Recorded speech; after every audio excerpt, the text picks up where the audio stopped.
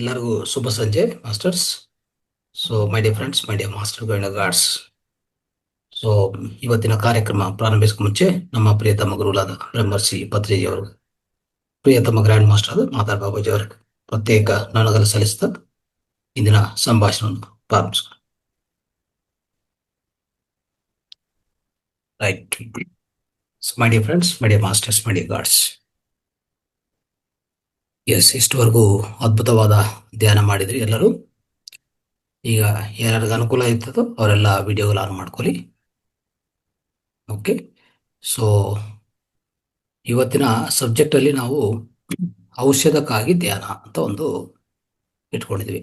ಅಂದ್ರೆ ಔಷಧಕ್ಕಾಗಿ ಧ್ಯಾನ ಅಂದ್ರೆ ಮೆಡಿಕಲ್ ಮೆಡಿಟೇಷನ್ ಅಂತ ಇದು ಒಂದು ಪದ ಇದೆ. ಮೆಡಿಕಲ್ ಮೆಡಿಟೇಷನ್ ಅಂದ್ರೆ ನಾವು ಧ್ಯಾನವನ್ನು ಅರ್ಥ ಮಾಡಿಕೊಂಡ ರೀತಿ ಹೇಗಂತಂದ್ರೆ ಒಂಥರ ವೈದ್ಯಪರವಾಗಿ ಹೇಗೆ ನಾವು ಅರ್ಥ ಮಾಡ್ಕೋಬಹುದು, ವೈದ್ಯಪರವಾಗಿ ಏನೇನು ಲಾಭಗಳು ಕೊಡುತ್ತೆ ಈ ಧ್ಯಾನ ಅನ್ನೋದು ಅಲ್ವಾ. ಸೊ ಇವೆಲ್ಲ ನಾವು ಅರ್ಥ ಮಾಡ್ಕೊಂಡ್ರೆ ಒಂದು ಹೇಳ್ಬೇಕಂದ್ರೆ ಧ್ಯಾನದ ಬಗ್ಗೆ ಅದರ ಆಳವಾದ ಎಫೆಕ್ಟ್ಸ್ ಬಗ್ಗೆ ಅರ್ಥ ಆಗತ್ತೆ. ಇಷ್ಟುವರೆಗೂ ಧ್ಯಾನ ಮಾಡಿದ್ರೆ ನಮಗೆ ರಿಲ್ಯಾಕ್ಸ್ ಆಗತ್ತೆ ಮೈಂಡು ಅಲ್ವಾ. ಆಮೇಲೆ ಒತ್ತಡಿದ್ರೆ ಹೋಗುತ್ತೆ, ಇವೆಲ್ಲ ಹೇಳ್ಕೊಂತ ಇರ್ತೀವಿ. ಮತ್ತೆ ಧ್ಯಾನದ ಅಂತಿಮ ಗುರಿ ಆತ್ಮ ಸಾಕ್ಷಾತ್ಕಾರ ಅಂತ ನಮ್ಗೆಲ್ಲ ಗೊತ್ತು. ಸೊ ಇದರಲ್ಲಿ ಭಾಗವಾಗಿ ಇವತ್ತಿಂದ ನಾವು ತಿಳ್ಕೊಂತ ಹೋಗ್ತೀವಿ ಇನ್ನು 2-3 ಕ್ಲಾಸಲ್ಲಿ ಇದ್ರ ಬಗ್ಗೆ. ಸೊ ಮೆಡಿಕಲ್ ಮೆಡಿಟೇಷನ್ ಅಂದ್ರೆ ಏನು, ಹೇಗೆ ಕೆಲಸ ಮಾಡುತ್ತೆ, ಇದ್ರ ಬಗ್ಗೆ ಸ್ವಲ್ಪ ಅರ್ಥ ಮಾಡಿಕೊಂಡು ಪ್ರಯತ್ನ ಮಾಡೋಣ. ಸಣ್ಣ ಸಣ್ಣ ವಿಷಯಗಳಿರ್ತವೆ, ಎಕ್ಸಾಂಪಲ್ಸು ಅದು ತಗೊಂಡು. ಸೊ ಮೆಡಿಟೇಷನ್ ಮಾಡುವಾಗ ಏನೇನು ಹಾರ್ಮೋನ್ಸ್ಗಳು ಯಾವ ರೀತಿ ಉತ್ಪತ್ತಿ ಆಗತ್ತೆ ಇವೆಲ್ಲ ನೋಡಿದ್ರೆ ತುಂಬಾ ಆಶ್ಚರ್ಯ ಆಗತ್ತೆ. ಆಯ್ತಾ. ಸೊ ಮೊದಲನೇದು, ಈಗ ನಮ್ಮ ಇಂದಿನ ಸಂಪ್ರದಾಯದಲ್ಲಿ ಬೆಳಗ್ಗೆ ಎದ್ದಿದ್ರೆ, ಬೆಳಗ್ಗೆ ಅಂದ್ರೆ ಸೂರ್ಯನ ಉದಯಕ್ಕಿಂತ ಬೆಳಗ್ಗೆ ಬೇಗ ಏಳ್ಬೇಕು. ಸಾಮಾನ್ಯವಾಗಿ ಈ ವೇದಿಕೆಯಲ್ಲಿ ಎಲ್ಲರೂ ಆ ರೀತಿಯಲ್ಲಿ ಮಾಡ್ತಾ ಇದ್ದಾರೆ. ಅಂದ್ರೆ ಬ್ರಹ್ಮ ಮುಹೂರ್ತ ಅಂತ ಇಟ್ಕೊಂಡಿದ್ವಿ. ಆ ಸಮಯದಲ್ಲಿ ನಾವು ಆದಷ್ಟು ಒಂದು ವಿಸರ್ಜನಾ ಇದನ್ನು ನೋಡಿಕೊಂಡು ನಾವು ಹಲವಾದ ರೀತಿಯಲ್ಲಿ ಪ್ರಾಣಾಯಾಮ ಮಾಡಿಕೊಂಡು ಧ್ಯಾನದಲ್ಲಿ ಹೋಗಿ ಇದೆಲ್ಲ ಮಾಡ್ತಾ ಇರ್ತೀವಿ. ಇದರೆಲ್ಲ ಹೇಗೆ ಮುಖ್ಯ ಅನ್ನೋದು ಅವರು ಒಂದು ಸೈನ್ಸ್ ಪರವಾಗಿ ನೋಡಕ್ ಹೋದ್ರೆ, ಉದಾಹರಣೆಗೆ ಒಂದು ಒಂದು ಕಡೆ ಮೆನ್ಷನ್ ಮಾಡಿರ್ತಾರೆ. ಇವರು ಒಂದು ಡಾಕ್ಟರ್ ಅವರು ಮೆನ್ಷನ್ ಮಾಡ್ತಾ ಇದ್ದಾರೆ ಏನಂತಂದ್ರೆ, ಅವರು ಬೆಳಗ್ಗೆ ಇದ್ರೆ ಒಂದು ಓಂ ನಮೋ ಗುರುದೇವ ನಮೋ ಅಂತ ಈ ರೀತಿಯಲ್ಲಿ, ಅಂದ್ರೆ ಒಂಥರ ಒಂದು ಮಂತ್ರ, ಅವ್ರಿಗೆ ಅರ್ಥ ಆಗಿರೋದು ಒಂದು ಮಂತ್ರ. ಅವಾಗ ಏನಂತಂದ್ರೆ ಅವ್ರಿಗೇನೋ ಒಂದು ದೇವರು ಅಂತಲ್ಲ, ಒಂದು ಶಕ್ತಿ, ಹೈಯರ್ ಶಕ್ತಿ ಅಂದ್ರೆ ಹೈಯರ್ ಕಾನ್ಶಿಯಸ್ನೆಸ್ಗೆ ಕನೆಕ್ಟ್ ಆಗ್ತೀನಿ ಅಂತ ನಂಬಿಕೆ ಅಷ್ಟೇ. ಆದ್ರೆ ಇದರಲ್ಲಿ ಎಷ್ಟು ಮಹತ್ವ ಇರ್ತದೆ ಅಂತ ಒಂದು ಅವರು ಪರಿಶೋಧನಾ ಮುಖಾಂತರ ಅವೆಲ್ಲ ನೋಡುವಾಗ ಏನಾಗತ್ತಂದ್ರೆ, ಯಾವಾಗ ಈ ಪದಗಳು ಬಳಸ್ತಾರೋ ಅದಕ್ಕೆ ನಮ್ಮ ಇಂದಿನ ಪೂರ್ವಜರು ಏನ್ ಮಾಡಿದ್ರೆ ಎನ್ಸೆಸ್ಟರ್ಸು, ಅವ್ರಿಗೆಲ್ಲ ಈ ಗೊತ್ತಿಲ್ಲ. ಅವ್ರಿಗೆಲ್ಲ ಅಂದ್ರೆ ಈ ದೇಹದಲ್ಲಿರುವಂತ ಅನಾಟಮಿ ಬಗ್ಗೆ ಗೊತ್ತಿಲ್ಲ. ಏನೇನು ಆಗತ್ತೆ, ಒಂದು ಮಂತ್ರ ಬಳಸಿದ್ರೆ ಏನಾಗತ್ತೆ, ಒಂದು ಶಬ್ದ, ಆ ಶಬ್ದವನ್ನು ಬಳಸಿದ್ರೆ, ಈಗ ಉದಾಹರಣೆಗೆ ಓಂ ನಮೋ ಶಿವಾಯ ಅಂತ ಇದ್ವಿ, ಅಲ್ಲಿ ಆ ಪದಗಳು ಬಳಸುವಾಗ ಅದರಿಂದ ದೇಹದಲ್ಲಿ ಏನೇನು ಆಗ್ಬೋದು ಅಂತ ಅವ್ರಿಗೆ ಗೊತ್ತಿಲ್ಲ. ಅವರು ಅವತ್ತು ಆ ರೀತಿಯಲ್ಲಿ ತಿಳ್ಕೊಂಡಿಲ್ಲ. ಬಟ್ ಅವ್ರಿಗೂ ಆ ಶಾಸ್ತ್ರ ಗೊತ್ತು, ಅವ್ರು ಅದು ಹೇಳಿಲ್ಲ. ಅಫ್ಕೋರ್ಸ್ ಅವ್ರು ಗೊತ್ತಿರ್ಬೋದು, ಗ್ಯಾರಂಟಿ ಗೊತ್ತಿರ್ತದೆ, ಬಟ್ ಹೇಳಿಲ್ಲ. ಈಗ ಈ ಇತ್ತೀಚಿನ ಸೈನ್ಸ್ ಅದನ್ನ ಅರ್ಥ ಮಾಡ್ಕೊಳ್ಳುವಂತ ಪ್ರಯತ್ನ ಮಾಡಿದೆ. ಸೊ ಏನಾಗತ್ತಂದ್ರೆ, ಈ ಮಂತ್ರ ಉಚ್ಚಾರಣೆ ಮಾಡುವಾಗ ಅಲ್ವಾ, ಸೊ ಮಾಡಿದ ಮೇಲೆ ಎಸ್ಪೆಷಲಿ ಸನ್ರೈಸ್ಗೂ ಮುಂಚೆ ಮಾಡ್ತಾರಲ್ಲ, ಆ ಸನ್ರೈಸ್ ಟೈಮ್ ಇದೆಯಲ್ಲ, ಬ್ರಹ್ಮ ಮುಹೂರ್ತ, ಅದು ತುಂಬಾ ಕ್ರಿಟಿಕಲ್ ಟೈಮ್ ಹೇಳ್ಬೇಕಾದ್ರೆ ನಮ್ಮಲ್ಲಿ. ಏನಕ್ಕೆ ಅದು ಅಷ್ಟು ಕ್ರಿಟಿಕಲ್ ಟೈಮ್ ಅಂದ್ರೆ, ನಮ್ಮಲ್ಲಿ ಹಾರ್ಮೋನ್ಸು ನ್ಯೂರೋ ಟ್ರಾನ್ಸ್ಮಿಟರ್ಸ್ ಇದೆಲ್ಲ, ಎಸ್ಪೆಷಲಿ ಎರಡನ್ನು ಪಿಟ್ಯೂಟರಿ ಗ್ಲ್ಯಾಂಡ್ ಅಂತದ್ದು ಇರುತ್ತೆ, ಅದು ತುಂಬಾ ಇನ್ಫ್ಲೂಯೆನ್ಸ್ ಮಾಡುತ್ತೆ. ಓಕೆ. ಮಾಡರ್ನ್ ಈ ನ್ಯೂರೋ ಸೈಂಟಿಸ್ಟ್ಗಳು ಅವರು ರಿಸರ್ಚ್ ಮಾಡುವಾಗ ಆ ಸಮಯದಲ್ಲಿ, ಕರೆಕ್ಟ್ ಬ್ರಹ್ಮಮುಹೂರ್ತ ಸಮಯದಲ್ಲಿ ನಮಗೆ ಈ ಎಂಡೋಕ್ರೈನು ಮತ್ತೆ ನ್ಯೂರೋ ಟ್ರಾನ್ಸ್ಮಿಟರ್ಸು ಇವೆಲ್ಲನೂ ಒಂದು ರೀತಿಯಲ್ಲಿ ಶಿಫ್ಟ್ ಆಗ್ಬಿಡ್ತವೆ. ಹೇಗಂತಂದ್ರೆ, ಉದಾಹರಣೆಗೆ ನೈಟ್ ಎಲ್ಲ ನಾವು ಮಲಗಿರ್ತೀವಿ, ಅಲ್ಲಿ ನಮಗೆ ಮೆಲಟೋನಿನ್ ಹೆಚ್ಚಾಗಿರ್ತದೆ ಅಲ್ವಾ. ಇದೇ ಮೆಲಟೋನಿನ್ ನಮಗೆ ಸೂರ್ಯೋದಯ ಆಗ್ತಾ ಇರುವಾಗ ಮೆಲಟೋನಿನ್ ಸೆರೋಟೋನಿನ್ ಆಗಿ ಪರಿವರ್ತನೆಗೊಳಿಸ್ಕೊಂತ ಬರ್ತದೆ.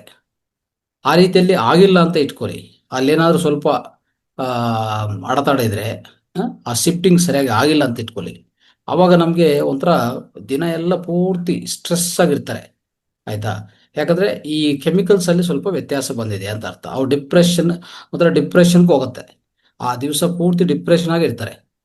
ನೀವು ನೋಡಿರ್ಬೋದು, ತುಂಬಾ ಜನ ಒಂದೊಂದು ದಿವಸ ಎದ್ದಿದ ಮೇಲೆ ಅವ್ರಿಗೆ ಈ ಅಭ್ಯಾಸಗಳು ಯಾವುದೂ ಇಲ್ಲ ಅಂತ ಇಟ್ಕೊಳ್ಳಿ, ಹೇಳೋದೇ ಒಂದು 6 or 7 ಅಂತ ಇಟ್ಕೊಳ್ಳಿ ಫಾರ್ ಎಕ್ಸಾಂಪಲ್. ನಾವೆಲ್ಲರೂ ಆ ರೀತಿ ಮಾಡ್ತಾ ಇಲ್ಲ. ನಾವೆಲ್ಲರೂ ಬೆಳಗ್ಗೆ ಬೇಗ ಎತ್ತೀವಿ, ಬೇಗ ಹೇಳ್ತೀವಿ, ಅವಾಗ ನಮಗೆ ಆ ಎಫೆಕ್ಟ್ಸ್ ನೋಡಲ್ಲ. ನಾವೆಲ್ಲ ಪ್ರಶಾಂತವಾಗಿರ್ತೀವಿ. ನಮಗೆ ಈ ಪರಿವರ್ತನೆ ಅಂತಂದರೆ ಈ ಶಿಫ್ಟಿಂಗ್ ಆಫ್, ಈ ಟ್ರಾನ್ಸಿಷನ್ ಅಂದರೆ ನೈಟ್ ಎಲ್ಲ ಮಲಗಿರುವಾಗ ಇರುವಂಥ ಮೆಲಟೋನಿನ್, ಬೆಳಗ್ಗೆ ಎದ್ದಿರುವಾಗ ಅವಾಗ ಆಗ್ತಾ ಇರುವಂಥ ಆ ಮಾರ್ಪುಗಳು, ಆ ಟ್ರಾನ್ಸಿಷನ್ ಸೆರೋಟೋನಿಗೆ ಬರಬೇಕು.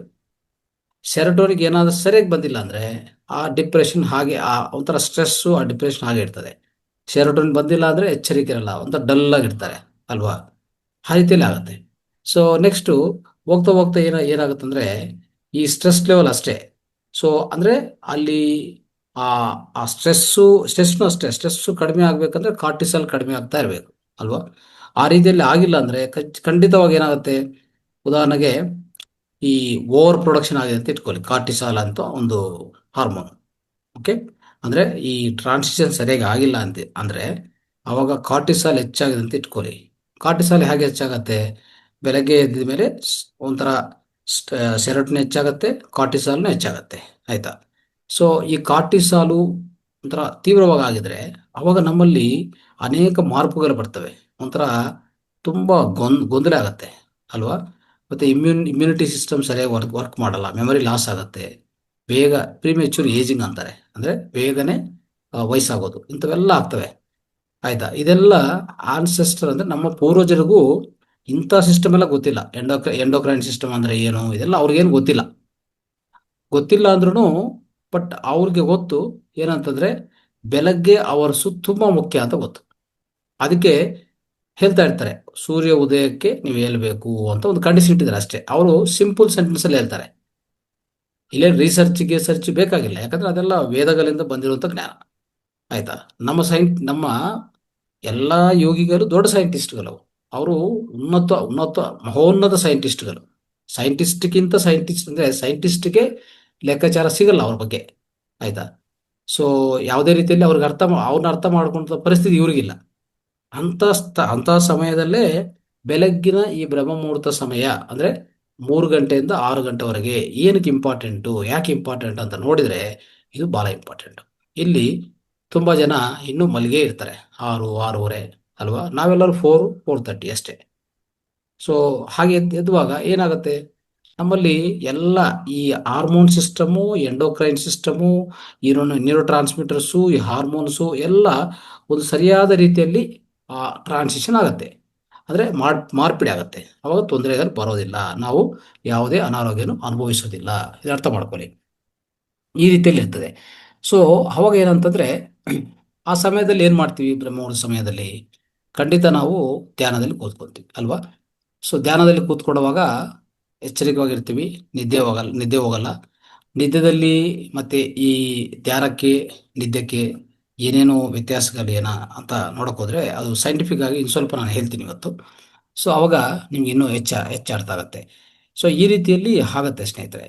ಸೊ ಅವಾಗ ಈ ಮೆಡಿಟೇಷನ್ನು ಮಾಡುವಾಗ, ಆಯಿತಾ, ಒಂದೊಂದು ದಿವಸ ನೀವು ನೋಡಿರ್ಬೋದು, ಮೆಡಿಟೇಷನ್ ಮಾಡ್ತಾ ಇದ್ರೆ ಸಡನ್ ಆಗಿ ನಮಗೆ ಒಂಥರ ಗೊಂದಲ ಆಗುತ್ತೆ, ಏನಾದರೂ ಡಿಸ್ಟರ್ಬೆನ್ಸು ಆಗ್ಬೋದು ಅಲ್ವಾ?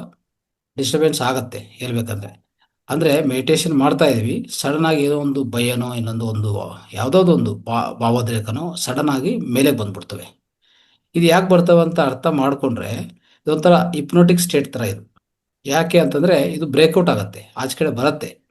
ಅಂದರೆ ಯೋಗ ಆರ್ ಈ ಧ್ಯಾನ ಅನ್ನೋದು ಒಳಗಡೆ ಆಂತರಿಕದಲ್ಲಿ ಅದಿಮಿಟ್ಕೊಂಡಿರುವಂಥ ಸಪ್ರೆಸ್ ಆಗಿರುವಂಥ ಎಮೋಷನ್ಸು ರಿಲೀಸ್ ಮಾಡಿಸೋದಲ್ಲಿ ಪ್ರಥಮವಾಗಿ ವರ್ಕ್ ಮಾಡುತ್ತೆ ಇದು ಮೆಡಿಟೇಷನ್. ನೋಡಿದ್ರೆ ಸೊ ಇದೆಲ್ಲ ನಮ್ಗೆ ಗೊತ್ತಿಲ್ಲ, ನಾವು ಅನ್ಕೊಳ್ತೀವಿ ಯಾಕೆ ಧ್ಯಾನ ಮಾಡಿದರೆ ಇಂತೆಲ್ಲ ಗೊಂದಲ ಆಗ್ತಾ ಇದೆ ನನಗೆ ಅಂತ. ಗೊಂದಲ ಆಗೋದಲ್ಲ, ನಿಮ್ಮಲ್ಲಿರುವಂಥ ಎಮೋಷನ್ಸ್ನು ಆಚೆ ಕಡೆ ಬಿಡ್ತಾ ಇದೆ ಅದು. ಬಿಟ್ಟಿಲ್ಲ ಅಂದರೆ ನೀವು ಹಾಗೆ ಇಟ್ಕೊತೀರ. ಹಾಗೆ ಇಟ್ಕೊಂಡ್ರೆ ಮುಂದಿನ ದಿವಸದಲ್ಲಿ ಇನ್ನೂ ತೊಂದರೆ ಮಾಡ್ತದೆ ಅದು. ಆಯಿತಾ? ಸೊ ಯಾವೇ ಸಪ್ರೆಷನ್ಸ್ ಯಾವೇ ನೀವು ಎಮೋಷನ್ಸ್ನು ಅದ್ಮಿಟ್ಕೊಂಡಿರ್ತೀರಲ್ಲ, ಭಾವೋದ್ರೇಕಗಳು ಅದ್ಮಿಟ್ಕೊಂಡಿರ್ತೀರಲ್ಲ, ಅವೆಲ್ಲನೂ ಒಳಗಡೆ ಸಬ್ ಕಾನ್ಷಿಯಸ್ಗೆ ಹೋಗೋ ಬಿಡಲ್ಲ. ಸಬ್ ಕಾನ್ಷಿಯಸ್ಗೆ ಹೋಗುವಂಥವ್ರಿಗೆ ಬಿಡಲ್ಲ ಅದು. ಅವೆಲ್ಲ ಮುಂಜಾನೆ ಕ್ಲಿಯರ್ ಮಾಡ್ತಾ ಹೋಗ್ತದೆ. ಯಾವುದು? ಧ್ಯಾನ. ಇನ್ನು ಹೇಳ್ಬೇಕಂದ್ರೆ ಯಾವ ರೀತಿಯಲ್ಲಿ ಇದು ಕೆಲಸ ಮಾಡ್ತಂತ ನೋಡಿದರೆ, ಸೈಂಟಿಫಿಕ್ ಆಗಿ ಅರ್ಥ ಮಾಡ್ಕೊಂಡ್ರೆ ನಿಮಗೆ ಗೊತ್ತಿರಲಿ, ನಾನು ಇದು ಮುಂಚೆ ಹೇಳಿದ್ದೀನಿ. ಮೊದಲನೇ ಬ್ರೈನ್ ಆದರೆ ಸೆಕೆಂಡ್ ಬ್ರೈನ್ ಎಲ್ಲಪ್ಪ ಅಂತಂದರೆ ಹೊಟ್ಟೆ. ಆಯಿತಾ? ಹೊಟ್ಟೆ ಸೆಕೆಂಡ್ ಬ್ರೈನ್. ಫಸ್ಟ್ ಹಾರ್ಟು ನಮ್ಮ ಹೃದಯ ಆದರೆ ಸೆಕೆಂಡ್ ಹಾರ್ಟ್ ಯಾವುದು? ನಮ್ಮ ಈ ಕಾಲಿನ ಇದು ಕಾಪ್ ಮಸಲ್ಸ್ ಅಂತ ಹೇಳ್ತೀವಿ. ನೆನ್ಪಿಟ್ಕೊಳ್ಳಿ. ಈ ರೀತಿ ಇರುವಾಗ ಈ ಸೆಕೆಂಡ್ ಬ್ರೈನ್ ಅಂತೆ ಈ ಹೊಟ್ಟೆ ಪ್ರಾಂತ ಅಲ್ಲಿ ಏನಿರ್ತವೆಪ್ಪ ಅಂತಂದರೆ ನ್ಯೂರೋಪೆಪ್ಟಿಸೈಡ್ಸ್ ಅಂತ ಇರ್ತದೆ. ಪೆಪ್ಟಿಡ್ಸ್, ಅದು ಹೆಸರು ನ್ಯೂರೋಪೆಪ್ಟಿಡ್ಸ್. ಇದೇನು ಮಾಡ್ತಾವಂದರೆ ಈ ಎಮೋಷನ್ಸ್ ಎಲ್ಲ ಸ್ಟೋರ್ ಮಾಡ್ಕೊಂಡಿರ್ತವೆ. ಅವೆಲ್ಲಿರ್ತವೆ? ಈ ಅಬ್ಡೋಮಿನ್ ಏರಿಯಾ ಅಂದರೆ ಹೊಟ್ಟೆ ಪ್ರಾಂತ. ಹೊಟ್ಟದಲ್ಲಿ ಈ ಹೊಟ್ಟೆ ಪ್ರಾಂತ ಇದೆಯಲ್ಲ ಅಲ್ಲಿರ್ತವೆ. ಅಲ್ಲೆಲ್ಲ ಎಲ್ಲ ಸ್ಟೋರ್ ಮಾಡ್ಕೊಂಡಿರ್ತವೆ ಎಮೋಷನ್ಸ್. ನೀವು ನೋಡಿರ್ಬೋದು, ಗಟ್ ಫೀಲಿಂಗ್ ಅಂತ ಹೇಳ್ತೀವಿ ಅಲ್ವಾ? ಯಾವುದೇ ಒಂದು ನಾವು ತೊಂದರೆ ತಗೊಂಡ್ರೆ, ಬ್ರೈನಲ್ಲಿ ತೊಂದರೆ ತಗೊಂಡ್ರೆ ಇಲ್ಲಿ ನಮಗೆ ಡಿಸ್ಕಂಫರ್ಟ್ ಆಗುತ್ತೆ. ಎಲ್ಲಿ? ನಮ್ಮ ಹೊಟ್ಟೆದಲ್ಲಿ. ಯಾಕೆ ಡಿಸ್ಕಂಫರ್ಟ್ ಆಗುತ್ತೆ ನೋಡೋಕೆ ಹೋದರೆ ಡೈರೆಕ್ಟ್ ಕನೆಕ್ಷನ್ ಎಲ್ಲಿಂದ ಎಲ್ಲಿಗೆ? ಬ್ರೈನ್ಗೆ, ಹೊಟ್ಟೆಗೆ. ಯಾವುದಿಂದ? Vagus nerve. ಅರ್ಥ ಆಯ್ತಾ? ನೋಡಿ, ಏನೇ ಸ್ವಲ್ಪ ಅಡೆತಡೆ ಆದರೆ, ಭಯ ಆದರೆ, ದುಃಖ ಆದರೆ ಬ್ರೈನಲ್ಲಿ ನಮಗೆ ಹಸು ಆಗೋದಿಲ್ಲ ಫಸ್ಟ್. ಆಮೇಲೆ ಭಯ ಆದರೆ ಒಂಥರ ಎಸಿಡಿಟಿ ಹೆಚ್ಚಾಗುತ್ತೆ. ಏನಾದರೂ ಸ್ಟ್ರೆಸ್ ಬಂದರೆ ಮೈಂಡಲ್ಲಿ ಒಂಥರ ಗ್ಯಾಸ್ಟ್ರಿಕ್ಕು, ಅಸಿಡಿಟಿ ಎಲ್ಲ ಹೆಚ್ಚಾಗತ್ತೆ ಅಲ್ವಾ? ಇಂಥದ್ದೆಲ್ಲ ಇರುವಾಗ ನಾವು ಅರ್ಥ ಮಾಡ್ಕೋಬೇಕಾಗಿರೋದು ಏನಪ್ಪ ಅಂದರೆ, ಸೊ ನಾವು ಏನೇನು ಅದುಮಿಟ್ಕೊಂಡಿರುವಂಥ ಎಮೋಷನ್ಸು ಈ ನ್ಯೂರೋಪೆಪ್ಟೈಡ್ಸ್ ಅಂತ ಅವೆಲ್ಲ ಈ ಅಬ್ಡೋಮಿನ್ ಏರಿಯಾ ಇದೆಯಲ್ಲ ಅಲ್ಲಿ ಇಟ್ಕೊಳ್ತವೆ. ಆ ಹಿಡಿದು ಇಟ್ಕೊಂಡಿರುವಂಥ ಇವೆಲ್ಲನೂ ಧ್ಯಾನ ಮಾಡುವಾಗ ಆಟೋಮೆಟಿಕ್ ಆಗಿ ಇದು ರಿಲೀಸ್ ಆಗತ್ತೆ ಅಂತ ಯಾರು ಹೇಳಿದರು? ಲೇಟೆಸ್ಟ್ ನ್ಯೂರೋಲಾಜಿಕಲ್ ರಿಸರ್ಚ್ ಮಾಡಿರುವಂಥ ಡಾಕ್ಟರ್ ಕ್ಯಾಂಡೆಸ್ ಪಟ್ ಅಂತ ಹೇಳಿದ್ದಾರೆ. ಕ್ಯಾಂಡೆಸ್ ಪಟ್ ಬರೆದಿರುವಂಥ ಬುಕ್ ಯಾವುದನ್ನ ಯಾರಿಗನ್ನ ನೆನಪಿದೆಯಾ ಇಲ್ಲಿ? ಯಾರನ್ನ ಓದಿದ್ರಾ? ವೇದವೇತ್ ಮೇಡಮ್ ಗೊತ್ತಿರ್ಬೋದು ಮೋಸ್ಟ್ಲಿ. ಇನ್ನು ಯಾರಿಗನ್ನ ಗೊತ್ತಿರ್ಬೋದು. ಡಾಕ್ಟರ್ ಕ್ಯಾಂಡೆಸ್ ಪಟ್ ಇದು ಅದ್ಭುತವಾದ ಬುಕ್ ಒಂದು ಬರೆದಿದ್ದಾರೆ, ನೀವೆಲ್ಲರೂ ಓದಬೇಕು. Molecules of emotion. ಓಕೆ, ಈ ಬುಕ್ಕು ಎಲ್ಲರೂ ಓದಿ, ಇಂಗ್ಲೀಷಲ್ಲಿದೆ. ಅದ್ಭುತವಾದ ಬುಕ್ಕು. ಇನ್ಫ್ಯಾಕ್ಟು ಏನಾಗಿದೆ ಗೊತ್ತಾ, ಅವ್ರು ರಿಸರ್ಚ್ ಮಾಡಿದ ಮೇಲೆ ಅವರು ಮಾಲಿಕ್ಯೂಲ್ ಅಂದರೆ ತೀರಾ ಸೆಲ್ ಲೆವೆಲಲ್ಲಿ ಏನಾಗುತ್ತೆ ಎಮೋಷನ್ಸಿಂದ ಅಂತ ರಿಸರ್ಚ್ ಮಾಡುವಾಗ ಅವ್ರಿಗೆ ಆ್ಯಕ್ಚುಲಿ ನೊಬೆಲ್ ಪ್ರೈಸ್ ಬರಬೇಕು. ಆದರೆ ಅವ್ರು ಮಾಡಿರುವಂಥ ರಿಸರ್ಚ್ ಅಂತ ಎಲ್ಲನೂ ಅವರ ಮಾಸ್ಟರ್ ಅಂದರೆ ಅವರ ಗೈಡ್ ತಗೊಂಡು ಅವರು ಆ ನೊಬೆಲ್ ಪ್ರೈಸ್ ತೊಗೊಂಡ್ಬಿಡ್ತಾರೆ. ಆಯಿತಾ? ಸೊ ಅದೆಲ್ಲ ಆಮೇಲೆ ಇವರು ಇಡೀ ಪಬ್ಲಿಕ್ ಹೇಳ್ಬಿಡ್ತಾರೆ, ಇದೆಲ್ಲ ನಾನು ಮಾಡಿದಂತ ತೋರಿಸ್ತಾರೆ. ತೋರಿಸಿದ ಮೇಲೆ ಅವ್ರನ್ನು ಅಲ್ಲಿಂದ ಆ ಯೂನಿವರ್ಸಿಟಿಯಿಂದ ತೊಲಗಿಸ್ತಾರೆ. ಆಯಿತು ಹೋಗ್ಲಿ ಬಿಡಿ ಅಂತ ಹೇಳ್ಬಿಟ್ಟು ಅವರು ಯೂನಿವರ್ಸಿಟಿಯಿಂದ ಆಚೆ ಕಡೆ ಬಂದು ಈ ಬುಕ್ ಬರೀತಾರೆ. ಈ ಬುಕ್ಕು ಏನಾಗಿದೆ ಅಂದರೆ ಇಡೀ ಪ್ರಪಂಚಕ್ಕೆ ಹೋಗಿ ಕೋಟ್ಯಾಂತರ ರೂಪಾಯಿ, ಮಿಲಿಯನ್ ಡಾಲರ್ಸು ಸೇಲ್ ಆಗಿದೆ. ಅವ್ರಿಗೆ ನೊಬೆಲ್ ಪ್ರೈಸ್ ಬೇಕಾಗಿಲ್ಲ, ಇನ್ನೊಂದು ಬೇಕಾಗಿಲ್ಲ, ಅದಕ್ಕಿಂತ ಎಷ್ಟೋ ಪಟ್ಟು ದುಡ್ಡು ಸಂಪಾದನೆ ಮಾಡ್ತಾರೆ ಅವರು. ಆಯಿತಾ? ಆ ಬುಕ್ಕನ್ನು ಇಡೀ ಪ್ರಪಂಚನೇ ಗುರುತಿಸ್ತದೆ. ಪ್ರಪಂಚನೇ ಆ ಬುಕ್ಕನ್ನು ಓದ್ತಾರೆ. ನಾವೆಲ್ಲರೂ ಓದಿಲ್ವಲ್ಲ, ಆದರೆ ನಾವು ಓದಬೇಕು. ಆಯಿತಾ? The molecules of emotion by doctor Candace Pert, ಬರ್ಕೊಳ್ಳಿ. ಆಯಿತಾ? ಸೊ ಇಂಥ ಸೈಂಟಿಸ್ಟ್ಗಳು ಏನಂತ ಹೇಳ್ತಾರಂದರೆ ಅಲ್ವಾ, ಸೊ ಇಂಥ ಅದ್ಭುತ ರಿಸರ್ಚ್ ಮಾಡಿ ಅವ್ರು ಹೇಳಿರೋದು, ಸೊ ನಮ್ಮ ಗಟ್ ಫೀಲಿಂಗ್ಸ್ ಏನಿದೆಯೋ, ಓಕೆ, ಈ ಅಂದರೆ ಈ ಅಪ್ಪರ್ ಇಂಟೆಸ್ಟೈನ್ ಅಂತ ಹೇಳ್ತೀವಿ ನಾವು. ಅಂದರೆ ಈ ಅಬ್ಡೋಮಿನ್ ಏರಿಯಾ ಅಂದರೆ ಈ ಮೇಲೆ ಇರುವಂಥ ಕರ್ಲು, ಅಂದರೆ ಸಣ್ಣ ಕರ್ಲ್ ಅಂತ ಇಟ್ಕೊಳ್ಳಿ, ಸಣ್ಣ ಕರ್ಲು. ಈ ಸಣ್ಣ ಕರ್ಲಲ್ಲಿ ಆ ಪ್ರಾಂತದಲ್ಲಿ ನ್ಯೂರೋಪೆಪ್ಟೈಡ್ಸ್ ಅಂತ ಏನಿದೆಯೋ ಅದರಲ್ಲಿ ಎಮೋಷನ್ಸು ಸ್ಟೋರ್ ಆಗಿರ್ತವೆ. ಆಯಿತಾ? ಅದನ್ನು ಎಲ್ಲನೂ ರಿಲೀಸ್ ಮಾಡಿಸೋ ಕೆಲಸ ಮೆಡಿಟೇಷನ್ ಮಾಡುತ್ತೆ. ಮೆಡಿಟೇಷನ್ ಮಾಡುವಾಗ ಅಂಥ ಭಾವೋದ್ರೇಕಲಾಗಲಿ ಅಂಥ ಒಳಗಡೆ ಅದು ಬಿಟ್ಕೊಳುತ್ತೆ ಎಲ್ಲ ಆಚೆ ಕಡೆ ಬರುವಾಗ ನಮಗೆ ಡಿಸ್ಟರ್ಬ್ ಆಗುತ್ತೆ. ನಾವು ಎದ್ದಬಾರ್ದು, ಅದನ್ನು ಸಹಿಸ್ಕೋಬೇಕು. ಅದು ಹೋಗ್ತಾ ಹೋಗ್ತಾ ಹೋಗ್ತಾ ಖಾಲಿ ಆಗ್ಬಿಡ್ತದೆ. ಖಾಲಿ ಆಗಿದ್ರೆ ಅಲ್ಲಿಗೆ ವಾಸಿ ಆಯಿತು ಅಂತ ಅರ್ಥ. ಇಲ್ಲ ನೀವು ಏನಾದರೂ ಗೊಂದಲ ಆಯ್ದಂತ ಎದ್ದಿದ್ರೆ ಅಲ್ಲಿ ತೊಂದರೆ ಆಗ್ತದೆ. ಏನಾಗ್ತದೆ, ಅವು ಹಾಗೆ ಇರ್ತವೆ. ಮತ್ತು ನಿಮ್ಮನ್ನು ಇನ್ನೂ ಹೆಚ್ಚಿನ ರೀತಿಯಲ್ಲಿ ಹೊರಗಡೆ ನೋಡಿ, ಅದಕ್ಕೂ ಎಷ್ಟು ಪ್ರವೇಶ ಕೊಡ್ತೀವಿ ಅಷ್ಟು ಹೊರಗಡೆ ಹೋಗ್ತವೆ ಅಲ್ಲ. ಆಯಿತಾ? ಆ ಒಳಗಡೆ ಹೋಗದಂತ ನಮಗೆ ನಷ್ಟ ಆಗ್ತದೆ, ನೆನ್ಪಿಟ್ಕೊಳ್ಳಿ. ಅದಕ್ಕೋಸ್ಕರ ಮೆಡಿಟೇಷನ್ ಏನು ಮಾಡ್ತದೆ ಅಂದರೆ, ಇಂಥ ಎಲ್ಲದನ್ನು ಒಳಗಡೆ ಅಂದರೆ ಡೀಪ್ ಲೇಯರ್ಸಿಂದ ತೊಲಗಿಸುವಂಥ ವ್ಯವಹಾರ ಮೆಡಿಟೇಷನ್ ಮಾಡ್ತಾ ಇರ್ತದೆ. ಇದಕ್ಕೆ ಏನು ಮಾಡಬೇಕು, ನಾವು ಅಲೋ ಮಾಡಬೇಕು. ಓಕೆ, ಅದನ್ನು ಡಿಸ್ಟರ್ಬ್ ಮಾಡಬಾರ್ದು, ಅದು ನೆನ್ಪಿಟ್ಕೊಳ್ಳಿ, ಆಯಿತಾ. ಸೊ ಈ ರೀತಿಯಲ್ಲಿ ಏನಾಗತ್ತೆ, ಈ ಈ ಮೆಡಿಟೇಷನ್ ಎಫೆಕ್ಟ್ಸು ಹೆಂಗಿರ್ತವಂದರೆ, ಸೊ ಅದ್ಭುತವಾದ ರೀತಿಯಲ್ಲಿ ಇರುತ್ತೆ, ಆಯಿತಾ. ಇದನ್ನು ಟ್ರೀಟ್ಮೆಂಟ್ ಆಗಿ ಡೈರೆಕ್ಟ್ ನಾವು ಉಪಯೋಗಿಸ್ಕೋಬೋದು. ಇನ್ನು ಮೆಡಿಟೇಷನ್ ಏನು ಮಾಡ್ತಾ ಹೋಗ್ತದೆ ಅಂತ ಇನ್ನು ಸ್ವಲ್ಪ ಸೈಂಟಿಫಿಕ್ ಆಗಿ ನಾನು ಹೇಳಕ್ಕೆ ಪ್ರಯತ್ನ ಮಾಡ್ತೀನಿ, ಆಯಿತಾ. ಈ ಮೆಡಿಟೇಷನ್ ಅನ್ನೋದು ಒಂಥರ ನಮ್ಮನ್ನು ಹೈಪೋ ಮೆಟಬಾಲಿಕ್ ಸ್ಟೇಟ್ ತೊಗೊಂಡು ಹೋಗ್ತದೆ, ಆಯಿತಾ. ಇಲ್ಲಿ ಏನಂದರೆ, ಅರ್ಥ ಏನಂದರೆ, ಈಗ ಜೀವಕ್ರಿಯೆಗಳು, ಶ್ವಾಸಕ್ರಿಯೆ, ವಿಸರ್ಜನೆ ಕ್ರಿಯೆ, ರಕ್ತ ಪರಿಚಲನೆ ಕ್ರಿಯೆ, ಆಯಿತಾ. ನಮ್ಮಲ್ಲಿ ಏನೇನು ಜೀವಕ್ರಿಯೆಗಳು, 11 ವ್ಯವಸ್ಥೆಗಳಿದೆ, 12 ವ್ಯವಸ್ಥೆಗಳಿದೆ, 11 ವ್ಯವಸ್ಥೆಗಳು, 12 ಆರ್ಗಾನ್ಸ್, ಪ್ರಧಾನ ಆರ್ಗಾನ್ಸ್. ಇವೆಲ್ಲ ಮಾಡುವಂಥ ಜೀವಕ್ರಿಯೆಗಳು ಏನಿದೆಯೋ, ಆಯಿತಾ, ಜೀರ್ಣಕ್ರಿಯೆ ಎಲ್ಲಾದರೂ. ಸೊ ಇವೆಲ್ಲನೂ ಏನಾಗತ್ತೆ, ನಾವು ನಿದ್ದೆದಲ್ಲಿ ಯಾವ ರೀತಿಯಲ್ಲಿ ಈ ಮೆಟಬಾಲಿಸಮ್ ಇರ್ತದೋ, ಅದೇ ನೀವು ಧ್ಯಾನಕ್ಕೆ ಹೋದರೆ ಅದಕ್ಕಿಂತ ಡೀಪ್ ರೆಸ್ಟ್ಗೆ ಹೋಗುತ್ತೆ ಅಂತ ಹೇಳ್ತಾರೆ ನೋಡಿ.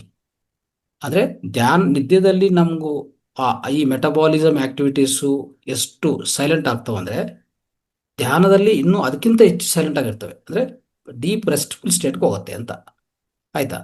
ಅದರ ಮೀನಿಂಗ್ ಏನಂದರೆ ಹೇಳ್ತೀನಿ ನೋಡಿ. ನಿದ್ದೆಯಲ್ಲಿ ನಾವು ಆಕ್ಸಿಜನ್ ತಗೊತಾ ಇರ್ತೀವಿ. ಎಷ್ಟು ಆಕ್ಸಿಜನ್ ಡೌನ್ ಆಗುತ್ತೆ ಗೊತ್ತಾ? 8% ಡೌನ್ ಆಗುತ್ತೆ ನಿದ್ದೆಯಲ್ಲಿ. ಅದೇ ನೀವು ಮೆಡಿಟೇಷನ್ಗೆ ಹೋಗಿದ್ರೆ 10-20% ಆಕ್ಸಿಜನ್ ಡೌನ್ ಆಗುತ್ತೆ ಕನ್ಸಂಪ್ಷನ್ ನೋಡಿ. ಸೊ ಅಂದರೆ ಅಷ್ಟು ಡೀಪ್ ರೆಸ್ಟ್ಫುಲ್ ಸ್ಟೇಟ್ಗೆ ಹೋಗಿದ್ದೀವಿ. ಯಾವುದರಲ್ಲಿ? ಇದು ಧ್ಯಾನದಲ್ಲಿ.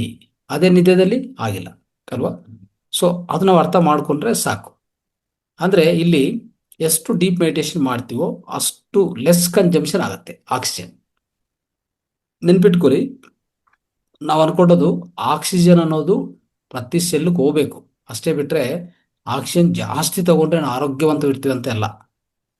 ಆಕ್ಸಿಜನ್ ಜಾಸ್ತಿ ತಗೊಂಡ್ರೆ ಆರೋಗ್ಯವಂತವಾಗಿರ್ತೀವಿ ಅಂತ ಅಲ್ಲ, ಆಯಿತಾ. ಆಕ್ಸಿಜನ್ ಏನಾಗಬೇಕಂದ್ರೆ ಪ್ರತಿ ಸೆಲ್ಗೆ ಹೋಗ್ಬೇಕು. ಅದು ಯಾವಾಗ ಹೋಗುತ್ತಂದ್ರೆ ನಿಧಾನವಾಗಿ ಹೋದ ಮೇಲಿನೇ ಹೋಗೋದು. ಅದು ನಾವು ಫೋರ್ಸ್ಫುಲ್ ಆಗಿ ಹಾಗಾದರೆ ಎಲ್ಲರೂ ವೆಂಟಿಲೇಟರ್ ಇಟ್ಕೊಂಡೆಲ್ಲ ಚೆನ್ನಾಗಿ ಆಗಬೇಕಲ್ಲ. ಹಾಗಾದರೆ ICUಯಲ್ಲಿ ವೆಂಟಿಲೇಟ್ರಲ್ಲಿ ಇಟ್ಬಿಡ್ತಾರೆ.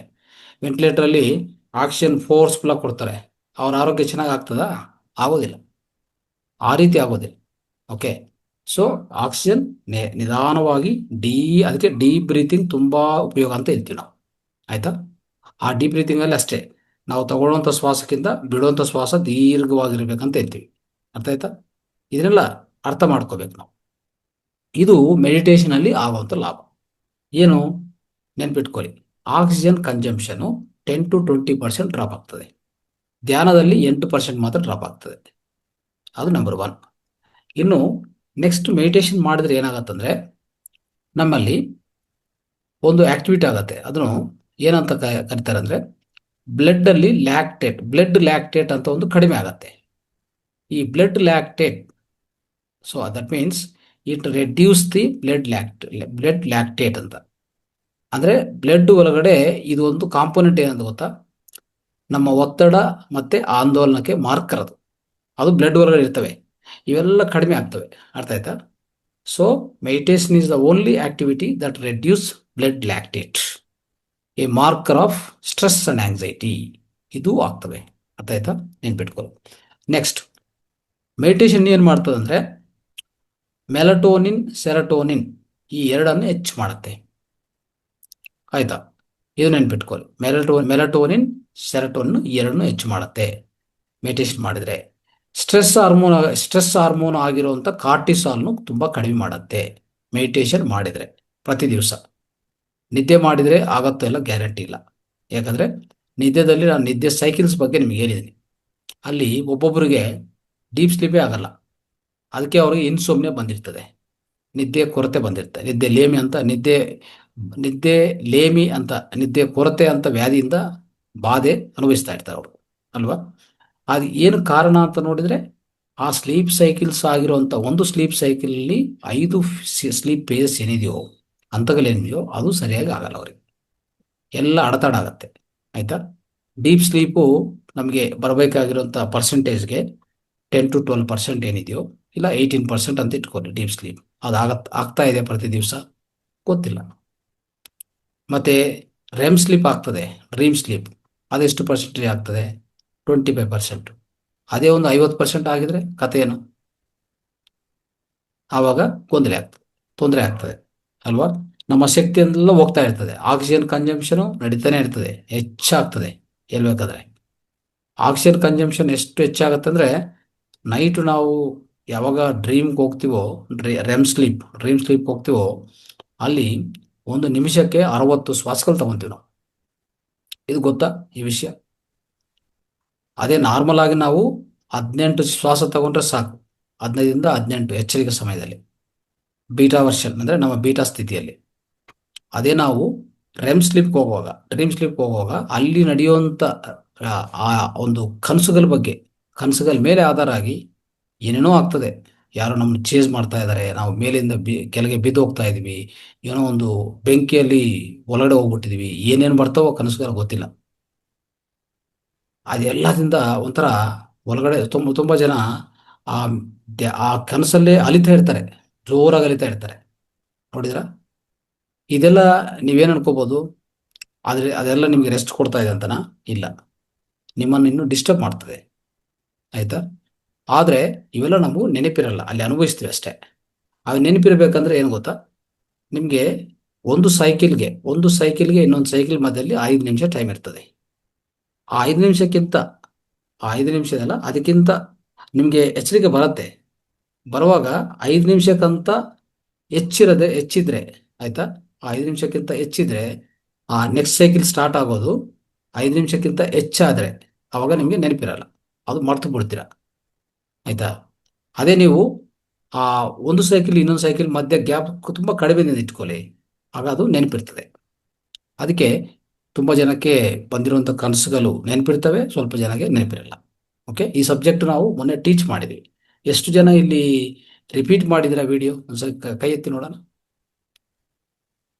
ಆ ವಿಡಿಯೋವನ್ನು ಎಷ್ಟು ಜನ ರಿಪೀಟ್ ಮಾಡಿದರೆ?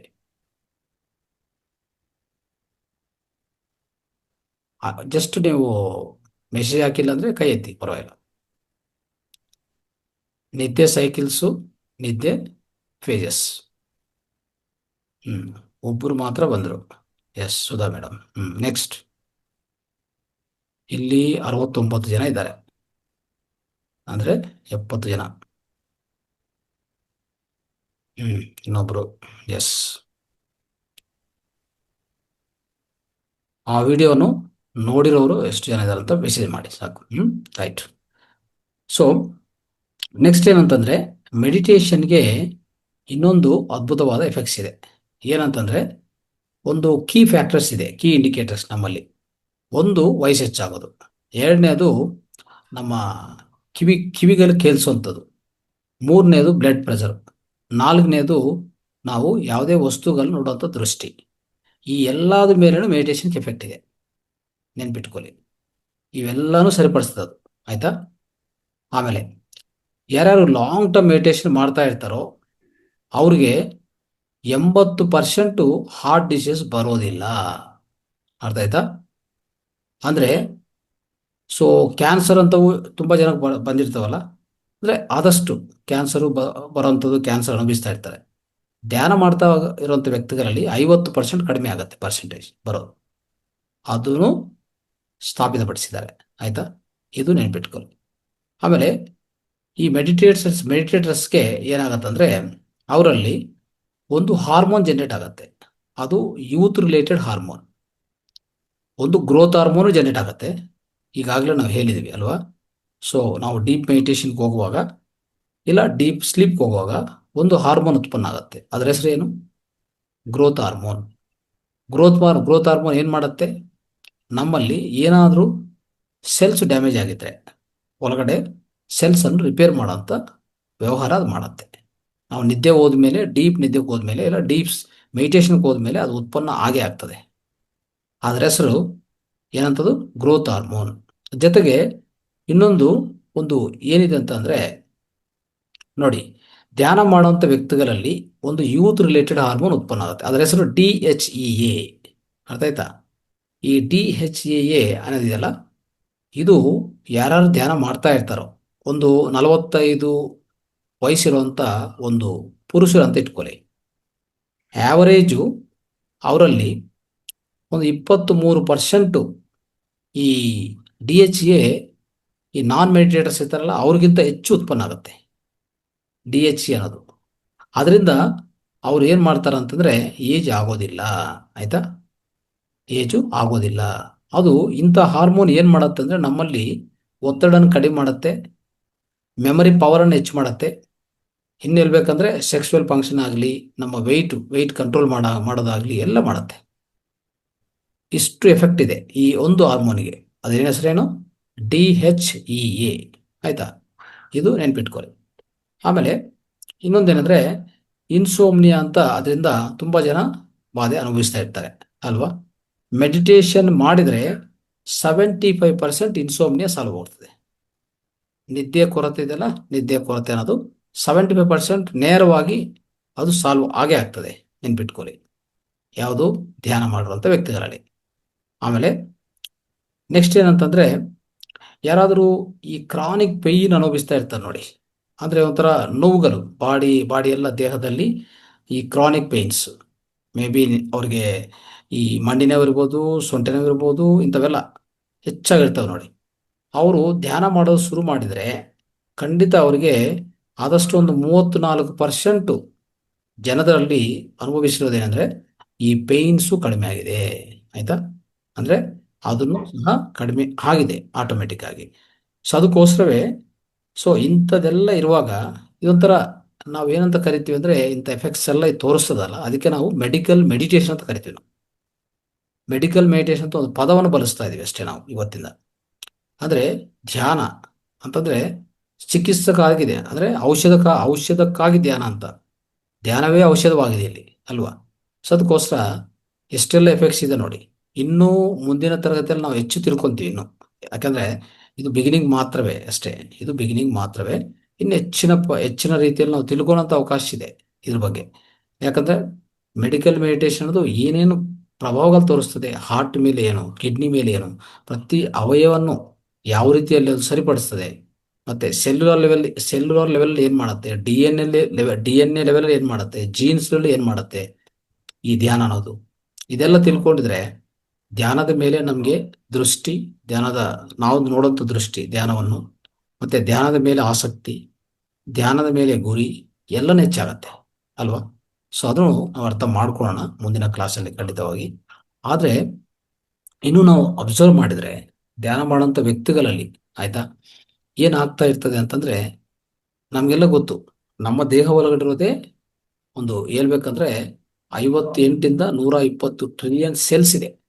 ನೆನ್ಪಿಟ್ಕೊಳ್ಳಿ, ಈ ಸೆಲ್ಸ್ಗೆಲ್ಲನೂ ಅಷ್ಟೇ ಪ್ರಾಣಶಕ್ತಿ ತುಂಬುವಂಥ ವ್ಯವಹಾರ. ಆಯಿತಾ? ಯಾವುದು ಮಾಡುತ್ತೆ? ಧ್ಯಾನನೇ ಮಾಡೋದು. ಓಕೆ, ನಾವು ಧ್ಯಾನದಲ್ಲಿ ಹಲವಾರು ಧ್ಯಾನಕ್ಕೆ ಹೋಗ್ತೀವಲ್ಲ, ಅವಾಗ ಆ ಪ್ರಾಣಶಕ್ತಿಯನ್ನು ಪ್ರತಿ ಸೆಲ್ಗೆ ತುಂಬುತ್ತೆ ಅದು. ಅವಾಗ ಪ್ರಾಣಶಕ್ತಿ, ಅದಕ್ಕೆ ನಮಗೆ ದೇಹಗಳಲ್ಲಿ ಅಲ್ಲಿ ಎಥ್ರಿಕ್ ಬಾಡಿ ಇದೆ, ಅದು ನೆಕ್ಸ್ಟ್ ಕ್ಲಾಸಲ್ಲಿ ಇನ್ನೂ ಹೆಚ್ಚು ಬರುತ್ತೆ. ಆಮೇಲೆ ನಾನು ಇನ್ನು ಸ್ವಲ್ಪ ಡೀಪಾಗಿ ಹೋಗ್ತೀನಿ, ಬಟ್ ಸ್ವಲ್ಪ ಹೇಳ್ತೀನಿ ಅಷ್ಟೇ ಇವತ್ತು. ಸೊ ಅಲ್ಲಿ ನಮಗೆ ಎಥ್ರಿಕ್ ಬಾಡಿ ಅಂತ ಏನಿದೆಯೋ, ಆಯಿತಾ, ಮತ್ತು ಈ ಫಿಸಿಕಲ್ ಬಾಡಿ ಅಂತ ಏನಿದೆಯೋ, ಎಲ್ಲಿ ಶಕ್ತಿ ಬರ್ತದೆ ಫಸ್ಟ್ ಬರೋದೇ ಎಥ್ರಿಕ್ ಬಾಡಿಯಲ್ಲಿ, ಅದರಿಂದ ನೆಕ್ಸ್ಟು ಟ್ರಾನ್ಸ್ಫರ್ ಆಗೋದೇ ಫಿಸಿಕಲ್ ಬಾಡಿಗೆ. ಆಯಿತಾ? ಆ ರೀತಿಯಲ್ಲಿ ನೋಡಿದರೆ ಯಾವುದೇ ತೊಂದರೆಗಳಿದ್ರೆ, ತೊಂದರೆ ಅನ್ನೋದು ಆಲ್ರೆಡಿ ಎಥ್ರಿಕ್ ಬಾಡಿಯಲ್ಲಿ ಸ್ಟಾರ್ಟ್ ಆಗಿರ್ತದೆ. ಯಾವುದೋ ಒಂದು ವ್ಯಾಧಿ ಇಟ್ಕೊಳ್ಳಿ, ವ್ಯಾಧಿ 2 ರೀತಿಯಲ್ಲಿ ಬರೋದು. ನೆನ್ಪಿಟ್ಕೊಳ್ಳಿ, ನಮ್ಮ ಜೀವನ ಶೈಲಿಯಿಂದ ಬರುವಂಥ ವ್ಯಾಧಿಗಳು, ಮತ್ತು ನೆಕ್ಸ್ಟ್ ಬಂದ್ಬಿಟ್ಟು ನಮ್ಮ ಕರ್ಮಗಳಿಂದ ಬರುವಂಥ ವ್ಯಾಧಿಗಳು. ಈ ಎರಡೇ ಇರೋದು. ಪೂರ್ವಜನ್ಮ ಕೃತಂ ಪಾಪಂ ವ್ಯಾಧಿ ರೂಪೇಣ ಪೀಡ್ಯತೆ ಅಲ್ವಾ? ಅಂದರೆ ನಮ್ಮ ಹಿಂದಿನ ಜನ್ಮ ಕರ್ಮಗಳಿಂದ ರೋಗಗಳು ಬರುತ್ತೆ. ಆ ರೋಗಗಳನ್ನು ತಪ್ಪಿಸೋಕ್ಕಾಗೋದಿಲ್ಲ. ತಪ್ಪಿಸಬೇಕು ಅಂತಂದರೆ ನಮ್ಮ ಧ್ಯಾನ ಹೆಚ್ಚಿನ ರೀತಿಯಲ್ಲಿ ಇರಬೇಕು. ಧ್ಯಾನ ಜ್ಞಾನ 2 ಹೆಚ್ಚಿನ ರೀತಿಯಲ್ಲಿ ಇರಬೇಕು. ಕರ್ಮಗಳು ತೊಲಗಿಸೋದು ಅಂತಂದರೆ, ಈಗಾಗಲೇ ನಾನು ಹಿಂದಿನ ಕ್ಲಾಸಲ್ಲಿ ಹೇಳಿದೆ, ಕರ್ಮ ಚಿಕಿತ್ಸೆ ಬಗ್ಗೆ ನೀವು ಹೇಳ್ತಾ ಇದ್ದೆ ಅಲ್ವಾ? ಕರ್ಮ ಚಿಕಿತ್ಸೆ ಅಂದರೆ ಕರ್ಮವನ್ನು ಅನುಭವಿಸಬೇಕು, ಕರ್ಮವನ್ನು ದಗ್ಧ ಮಾಡ್ಬೋದು. 2 ಇದೆ, ಆಪ್ಷನ್ಸ್ ಇದೆ. ಕರ್ಮವನ್ನು ಅನುಭವಿಸಿದ್ರೆ ಹೋಗುತ್ತೆ, ಕರ್ಮ ಚಿಕಿತ್ಸೆ ಮಾಡೋ ವಿಧಾನ. ಕರ್ಮವನ್ನು ಅನುಭವಿಸಬಾರದು ಅಂತಂದ್ರೆ ನಮ್ಮಲ್ಲಿ ಆ ಕರ್ಮ ಎನರ್ಜಿಗಿಂತ ನಮ್ಮ ಎನರ್ಜಿ ಹೆಚ್ಚಿರಬೇಕು. ಆಯ್ತಾ? ಈಗ ಒಂದು ಕರ್ಮ ಬರ್ತದಂತ ಇಟ್ಕೊಳ್ಳಿ, ನಿಮ್ಮ ವ್ಯಾಧಿ ರೂಪೇನ ನಿಮ್ಮನೆ ಪೀಡಿಸಕ್ಕೆ ಬರ್ತದೆ ಅಲ್ವಾ, ತೊಂದರೆ ಕೊಡೋಕೆ ಬರ್ತದೆ.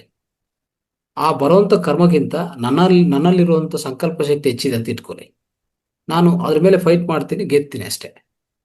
ನನಗೆ ಯಾವುದೇ ಆರ್ಥಿಕ ಬಾಧಗಳು ವ್ಯಾಧಿ ರೂಪೇನ ಯಾವುದೂ ಬರೋದಿಲ್ಲ.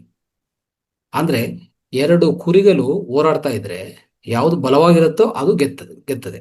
ಅದನ್ನೇ ಕರ್ಮ ಚಿಕಿತ್ಸೆ ಅಂತ ನಾವು ಕರೆಯೋದು. ಅದಕ್ಕೆ ಇಲ್ಲಿ ಒಂದು ಆಕ್ಷನ್ ರಿಯಾಕ್ಷನ್ ಅಂತ ಇರ್ತದೆ. ಒಂದು ಎರಡು ಫೋರ್ಸಸ್ ಅಂತ ಇಟ್ಕೊಳ್ಳಿ. ಯಾವ ಫೋರ್ಸ್ ಗೆದ್ದುತ್ತೆ ಅಂದ್ರೆ ಯಾವುದು ಎಷ್ಟು ಶಕ್ತಿವಂತವಾಗಿರುತ್ತೋ ಅದು ಗೆದ್ದುತ್ತೆ, ಇನ್ನೊಂದು ಬಿದ್ದೋಗುತ್ತೆ. ಅದೇ ರೀತಿಯಲ್ಲಿ ನಮ್ಮ ಕರ್ಮಗಳು ಅಷ್ಟೇ. ಕರ್ಮಗಳು ಬರ್ತವೆ, ಆದರೆ ಅದು ಬರಬಾರ್ದಂತ ಏನಿಲ್ಲ. ಪ್ರತಿಯೊಂದು ಮಾಸ್ಟರ್ಗೂ ಪ್ರತಿಯೊಂದು ವ್ಯಕ್ತಿಗೆ ಕರ್ಮಗಳು, ನಾವು ಹಿಂದಿನ ಜನ್ಮ ಕರ್ಮಗಳು ಏನಿದೆಯೋ ಸ್ಟೋರ್ ಆಗಿರ್ತದೆ ಅದೆಲ್ಲ. ನೋಡಿ, ಕರ್ಮನು ಒಂಥರ ಏನಂದ್ರೆ ಕರ್ಮವನ್ನು ನಾವು ಕೆಟ್ಟದಾಗಿ ನೋಡಬಾರ್ದು. ನಾನು ಈಗಾಗಲೇ ಕರ್ಮ ಚಿಕಿತ್ಸೆದಲ್ಲಿ ತುಂಬಾ ಡೀಪ್ ಆಗಿ ಹೇಳಿದ್ದೆ. ನಾನು ಕರ್ಮನ್ ನಾವು ನೆಗೆಟಿವ್ ಆಗಿ ನೋಡಬಾರ್ದು. ಕರ್ಮ ಅನ್ನೋದು ನಮ್ಮ ಸೋಲ್ ಪ್ರೋಗ್ರೆಷನ್ಗೋಸ್ಕರ ಉಪಯೋಗ. It is meant for soul it is going to drive and it is meant for soul evolution or soul progression. ಅರ್ಥ ಆಯ್ತಾ? ಆ ರೀತಿಯಲ್ಲಿ ನೋಡಿ. ಯಾಕಂದ್ರೆ ಯಾವಾಗ ಕರ್ಮ ಬರುತ್ತೋ ಅದನ್ನು ಅನುಭವಿಸ್ತೀವಿ, ಅದನ್ನು ಫೇಸ್ ಮಾಡ್ತೀವಿ. ಇಲ್ಲ ಅಂತಂದ್ರೆ ನಮ್ಮಲ್ಲಿ ಶಕ್ತಿ, ನಮ್ಮ ಸಂಕಲ್ಪ ಶಕ್ತಿ ಹೆಚ್ಚಿದ್ರೆ ಅದನ್ನು ಓವರ್ಕಮ್ ಮಾಡ್ತೀವಿ, ಅದ್ರ ಮೇಲೆ ಗೆದ್ತೀವಿ. ಅವಾಗ ನೀವು ಪಡೆಯುವಂಥ ಅನುಭವ ಇದೆಯಲ್ಲ, ಅದು ನಿಮ್ಮ ಆತ್ಮಕ್ಕೆ ಅನುಭವ, ನಿಮ್ಮ ಆತ್ಮ ಬೆಳವಣಿಗೆಗೆ ಉಪಯೋಗ ಆಗುತ್ತೆ. ಇದೆಲ್ಲ ಒಂದು ಡಿಫ್ರೆಂಟ್ ಸಬ್ಜೆಕ್ಟ್, ಅದನ್ನು ಈಗಾಗಲೇ ಚರ್ಚೆ ಮಾಡಿದ್ವಿ. ಆದರೆ ಇಲ್ಲಿ ನಾವು ಏನು ಹೇಳ್ಬೇಕಂತ ಅನ್ಕೊಂಡಿದ್ರೆ, ಧ್ಯಾನ ಮಾಡುವಂಥ ವ್ಯಕ್ತಿಗಳಲ್ಲಿ, ಆಯ್ತಾ, ಧ್ಯಾನ ಮಾಡುವಂಥ ವ್ಯಕ್ತಿಗಳಲ್ಲಿ ಪ್ರತಿಯೊಂದನ್ನು, ಕರ್ಮಗಳಿಂದ ಬರುವಂಥ ಡಿಸೀಸ್ ಆಗಲಿ, ಲೈಫ್ ಸ್ಟೈಲಿಂದ ಬರುವಂಥ ಡಿಸೀಸ್ ಆಗಲಿ, ಇದನ್ನು ಸಹ ನಾವು ಹೋರಾಡ್ಬೋದು. ಆದರೆ ಪದೇ ಪದೇ ನಾವು ಲೈಫ್ ಸ್ಟೈಲ್ ಕೆಟ್ಟೆ ಮಾಡ್ಕೊಳ್ಳೋದು, ಕೆಡಿಸ್ಕೊಳ್ಳೋದು, ಆಯ್ತಾ, ಕರ್ಮಗಳಂತ ಏನು ಮಾಡೋಕ್ಕಾಗಲ್ಲ. You have to face. Around 20% ಕರ್ಮಗಳಿಂದ ಎಷ್ಟು ಬರ್ತದೆ, ವ್ಯಾಧಿಗಳಾಗಲಿ ನಮ್ಮ ಜೀವನ ಕೆಟ್ಟದಾಗಲಿ 20 to 30% ನಿಮ್ಮ ಹಿಂದಿನ ಜನ್ಮಗಳ ಕರ್ಮಗಳಿಂದ, ಅಂದರೆ ಆ ಸಂಚಿತ ಕರ್ಮಗಳಿಂದ ಈ ಪ್ರಾರಬ್ಧ ಕರ್ಮ ಆಗಿ ಪ್ರವಾಹ ಮಾಡುತ್ತೆ. ಅದು ಖಂಡಿತ ಪ್ರತಿಯೊಬ್ಬರು ಫೇಸ್ ಮಾಡಲೇಬೇಕು. ನಾನು ಕ್ರಾಸ್ ಮಾಡ್ತೀನಿ, ಜಂಪ್ ಮಾಡ್ತೀನಿ ಅಂತ ಆಗೋದಿಲ್ಲ, ಅದೆಲ್ಲ ಸುಳ್ಳು. ಅರ್ಥ ಆಯ್ತಾ? ಸೊ ಬಂದೇ ಬರುತ್ತೆ, ನಿಮ್ಮನ್ನು ಹಿಟ್ ಮಾಡೇ ಮಾಡುತ್ತೆ. ಯಾವ ಸಮಯದಲ್ಲಿ ಹಿಟ್ ಮಾಡುತ್ತೋ, ಯಾವ ಸಮಯದಲ್ಲಿ ಹಿಟ್ ಮಾಡುತ್ತೋ ಗೊತ್ತಿಲ್ಲ. ಅದಕ್ಕೆ ಏನು ಮಾಡ್ಬೇಕು, ನಾವು ರೆಡಿ ಇರಬೇಕು. ಹೇಗೆ ರೆಡಿ ಇರಬೇಕು? ನಮ್ಮ ಆತ್ಮ ಸಾಮರ್ಥ್ಯ ಹೆಚ್ಚು ಮಾಡ್ಕೋಬೇಕು, ಶರೀರ ಆರೋಗ್ಯ ಹೆಚ್ಚು ಮಾಡ್ಕೋಬೇಕು, ಆಯ್ತಾ, ಜೀವನ ಶೈಲಿ ಸರಿಪಡಿಸ್ಕೋಬೇಕು. ಇದೆಲ್ಲ ನಾವು ರೆಡಿ ಇರಬೇಕು. ಇಲ್ಲ ಅಂದ್ರೆ ಹಾಸ್ಪಿಟ್ಲ್ಗೆ ಹೋಗ್ಬೇಕು. ಡಾಕ್ಟರ್ ರೆಡಿ ಇರ್ತಾರೆ, ಯಾವುದು ಇದು ನೈಫ್ ಇಟ್ಕೊಂಡು ರೆಡಿ ಇರ್ತಾರೆ ಅಷ್ಟೇ ಅಲ್ವಾ. ಅಲ್ಲಿ ಹೋಗಿ ಕತ್ತರಿಸ್ಕೊಂಡು ಕಟ್ ಮಾಡಿಸಿ ಬರಬೇಕು. ಅವ್ರಿಗೆ ದುಡ್ಡು ಎಷ್ಟು ಬೇಕಂದ್ರೆ ಅಷ್ಟು ದುಡ್ಡು ಕೊಟ್ಬಿಟ್ಟು ಬರಬೇಕು. ಅದಕ್ಕೂ ರೆಡಿ ಇರಬೇಕಾ? ಇಲ್ಲಾಂದ್ರೆ ನಮ್ಮ ಆತ್ಮ ಸಾಮರ್ಥ್ಯ, ಶಾರೀರಿಕ ಸಾಮರ್ಥ್ಯ, ಮಾನಸಿಕ ಸಾಮರ್ಥ್ಯ ಹೆಚ್ಚು ಮಾಡ್ಕೊಂಡ್ರೆ ಆಯ್ತಲ್ಲ. ಎಲ್ಲಿ ಹೋಗೋದು ಬೇಕಾಗಿದೆ? ಎಲ್ಲಿ ಹೋಗೋದು ಬೇಕಾಗಿಲ್ಲ, ನಮ್ಮಲ್ಲೆಲ್ಲ ಇದೆಯಲ್ಲ. ನಾವೇ ಭಗವಂತನ ಮೇಲೆ ಇನ್ನು ಎಲ್ಲಿ ಹೋಗ್ಬೇಕು? ನಾವು ಶಿವನ್ ಎಲ್ಲಿ ಹುಡುಕ್ತೀರಾ? ಈಶ್ವರನ ಎಲ್ಲಿ ಹುಡುಕ್ತೀರಾ? ಎಲ್ಲಿ ಹುಡುಕೋದು ಬೇಕಾಗಿಲ್ಲ. ಅಹಂ ಬ್ರಹ್ಮಾಸ್ಮಿ, ಅಯಂ ಆತ್ಮೋ ಬ್ರಹ್ಮ, ನಮ್ಮಲ್ಲೇ ಎಲ್ಲ ಇದೆ. ಸರ್ವಂ ಕಲಿದ್ವಂ ಬ್ರಹ್ಮಂ, ಎಲ್ಲ ಕಡೆ ಅದೇ ಇದೆ. ನನ್ನಲ್ಲಿ ಏನಿದೆ ಎಲ್ಲ ಕಡೆ ಅದೇ ಇದೆ. ಇವೆಲ್ಲ ಗೊತ್ತಿರುವಂತ ವಿಷಯ. ಚಾಂದೋಗ್ಯೋಪನಿಷತ್ನಲ್ಲಿ, ಬೃಹದ್ರಶ್ವ, ಪ್ರತಿಯೊಂದು ಉಪನಿಷತ್ತಲ್ಲಿ ಹೇಳಿದ್ದಾರೆ ಇವೆಲ್ಲ. ಇದೆಲ್ಲ ನಾವು ನೆನಪಿಟ್ಕೊಂಡು ಸ್ನೇಹಿತರೆ, ನಾವೇನ್ ಮಾಡ್ಬೇಕಂದ್ರೆ ಧ್ಯಾನವನ್ನು ಮುಂದುವರಿಸಿ, ಧ್ಯಾನವನ್ನು ಇನ್ನೂ ಬಲವಾಗಿ ತಯಾರು ಮಾಡಬೇಕಂತ ಉದ್ದೇಶದಿಂದ ಇವತ್ತಿನ ಕ್ಲಾಸ್. ಇದೇ ಕ್ಲಾಸಸ್ಸು ಕಂಟಿನ್ಯೂ ಆಗ್ತದೆ. ಮೆಡಿಕಲ್ ಟರ್ಮಿನಾಲಜಿಯಲ್ಲಿ ನಾನು ಹೇಳ್ತಾ ಹೋಗ್ತೇನೆ. ಇವತ್ತು ಒಂದು ಇಂಟ್ರಡಕ್ಷನ್ ಮಾತ್ರ ಇದು. ನಿಮ್ಗೆ ಇನ್ನು ಮೆಡಿಕಲ್ ಟರ್ಮಿನಾಲಜಿಯಲ್ಲಿ ಧ್ಯಾನದ ವಿಶಿಷ್ಟತೆ ಅನ್ನೋದು ತಿಳ್ಕೊಂಡು ಹೋಗುವಂತ ಈ ಸೀರೀಸ್ ಸ್ಟಾರ್ಟ್ ಮಾಡಿದ್ದೀವಿ. ಈ ತಿಂಗಳಲ್ಲಿ ಒಂದು ಕ್ಲಾಸ್ 2 ಕ್ಲಾಸು ಬರುತ್ತೆ. ಮತ್ತೆ ಅದೇ ರೀತಿಯಲ್ಲಿ ನೆಕ್ಸ್ಟ್ ಮಂತು ಕಂಟಿನ್ಯೂ ಆಗುತ್ತೆ. ಆಯ್ತಾ? ಸೊ ಅದಕ್ಕೆ ಮೆಡಿಟೇಷನ್ ಈಸ್ ಮೆಡಿಸನ್ ಅಷ್ಟೇ ಅಲ್ವಾ.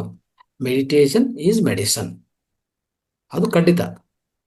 ಅದು ನಮ್ಮ ಹಿಂದಿನ ಜನ್ಮ ಕರ್ಮಗಳು ಬರಲಿ, ಜೀವನ ಶೈಲಿ ಆಹಾರ ಶೈಲಿಯಿಂದ ಬಂದಿರೋ ಕರ್ಮಗಳು ಬರಲಿ, ಎರಡನ್ನು ತಟ್ಟುಕೊಳ್ಳುವಂಥ ಸಾಮರ್ಥ್ಯ, ಎದುರನ್ನು ಎದುರ್ಕೊಳ್ಳುವಂಥ ಆ ಶಕ್ತಿ ನಮ್ಗೆ ಕೊಡುತ್ತೆ. ಆಯ್ತಾ? ಅದು ಪ್ರಧಾನವಾಗಿರುವಂಥ ವಿಷಯ. ಆದರೆ ಪದೇ ಪದೇ ಮಾಡ್ಕೋಬಾರ್ದು. ಪದೇ ಪದೇ ನಮ್ಮ ಜೀವನ ಶೈಲಿಯನ್ನು, ಆಹಾರ ಶೈಲಿಯನ್ನು ಕೆಡಿಸ್ಕೋಬಾರ್ದು. ಅದಕ್ಕೆ ಈ ವೇದಿಕೆ ಅದಕ್ಕೂ ಸಾಕ್ಷಿ. ಈ ವೇದಿಕೆ ನಿಮ್ಗೆ ಏನು ಮಾಡುತ್ತೆ ಅಂದರೆ, ನಿಮಗೆ ತಿಳಿಸ್ಕೊಡ್ತದೆ ಎಲ್ಲ. ಹೇಗೆ ಬದುಕಬೇಕು, ಹೇಗೆ ಜೀವನ ಮಾಡಬೇಕು, ಹೇಗೆ ಆಹಾರ ಸ್ವೀಕಾರ ಮಾಡಬೇಕು, ಏನು ಚಿಕಿತ್ಸೆ ಮಾಡ್ಕೋಬೇಕು, ನಿಮ್ಮ ದೇಹವನ್ನು ಹೇಗೆ ಅಂದರೆ ಅತ್ಯಂತ ಅತ್ಯಂತ ಹೆಚ್ಚಿನ ಸಾಮರ್ಥ್ಯ ಹೇಗೆ ನಿಲ್ಲಿಸ್ಕೋಬೇಕು, ನಿಮ್ಮ ದೇಹದಲ್ಲಿ ಇರೋ ಸಾಮರ್ಥ್ಯವನ್ನು ಅದು ಹೋಗಬಾರ್ದು, ಕಲ್ಕೋಬಾರ್ದು. ಇವೆಲ್ಲ ನಿಮಗೆ ತಿಳಿಸ್ಕೊಡುವಂಥ ವೇದಿಕೆ ಇದು. ಧ್ಯಾನ ಮಾಡಿದರೆ ಶಕ್ತಿ ಬಂದರೆ ಅದನ್ನು ಉಪಯೋಗಿಸ್ಕೊಂಡು ಪದೇ ಪದೇ ರೋಗಗಳನ್ನು ಸರಿಪಡಿಸ್ಕೊಳ್ಳುವಂಥ ವ್ಯವಹಾರ ಏನಕ್ಕೆ ಬೇಕಾಗಿದೆ? ಧ್ಯಾನದಲ್ಲಿ ಶಕ್ತಿ ಬಂದರೆ ಇನ್ನೂ ನಮ್ಮ ಆಂತರಿಕ ಕರ್ಮಗಳು ತೊಲಗಿಸ್ಕೊಂತ ವ್ಯವಹಾರ ಮಾಡಬೇಕು. ಕರ್ಮಗಳು ನಮಗೆ ಒಂಥರ ಎನರ್ಜಿ, ನೆಗೆಟಿವ್ ಎನರ್ಜಿ ಅಂತ ನಾವು ಇನ್ನೂ ಹೇಳೋಕ್ಕಾಗಲ್ಲ.